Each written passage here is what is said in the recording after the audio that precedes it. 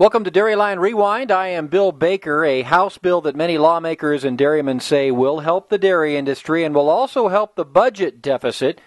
The key point to Congressman Collin Peterson's Dairy Security Act of 2011. Let's listen in on a recent news conference. Which we think will help us get support in however this process is going to move forward. Well, IDFA says those budget-saving measures are going to be pushed on to processors. Give me a break.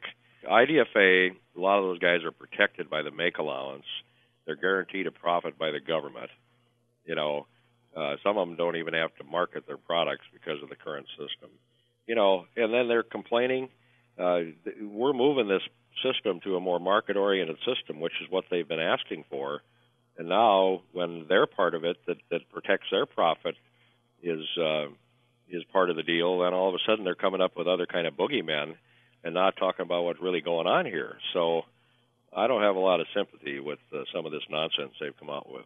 The bill was introduced September 23rd, changing the original proposal so dairymen could opt out of margin protection if they choose. But Peterson doesn't see this as a good option for dairymen unless they are independently wealthy. Well, people can decide. This is going to be a decision that farmers make as to what whether this protection is needed and whether they want to participate. When we had CWT, we had about 70% participation. I assume we'll have that kind of participation or higher with this as well. So this is something that brought us more support, addressed concerns that some people had about the way we had structured this. And that's a lot of what we've been working on for the last number of months, is increasing support and broadening the base and trying to get everybody on board.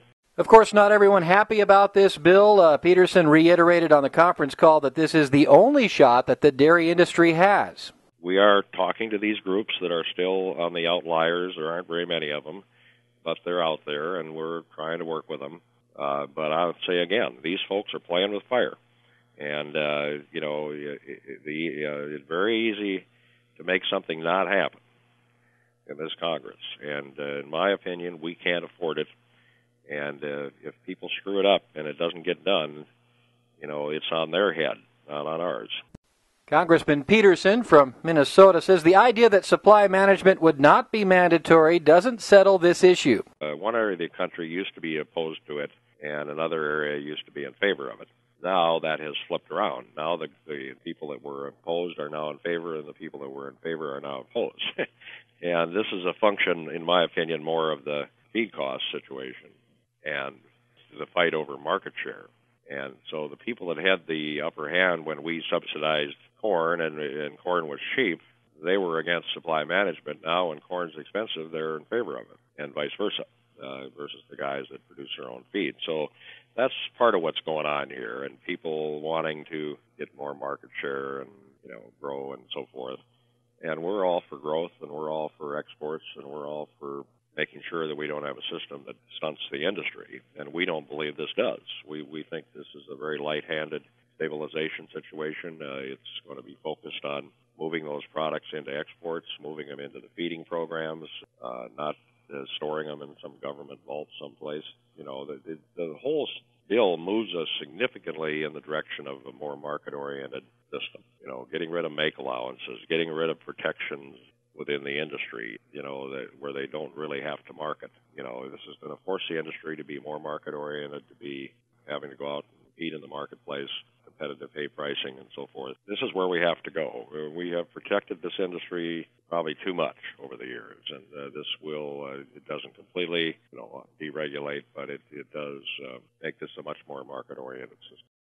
So the dairy policy reform legislation introduced to the U.S. House on Friday, September 23rd, now has a bill number and a list of co-sponsors. The Dairy Security Act of 2011 is H.R. 3062. It was introduced, as we said, on Friday, September 23rd, by U.S. Representatives Collin Peterson of Minnesota and Republican Mike Simpson of Idaho. In addition to Peterson, ranking member on the House Ag Committee, and Simpson, co-sponsors of the bill were Democrats Jim Costa from California, Joe Courtney from Connecticut, Rick Larson from Washington State, Kurt Schrader from Oregon, Peter Welch from Vermont, Representative Billy Long from Missouri, the only Republican to join Simpson as a Republican co-sponsor.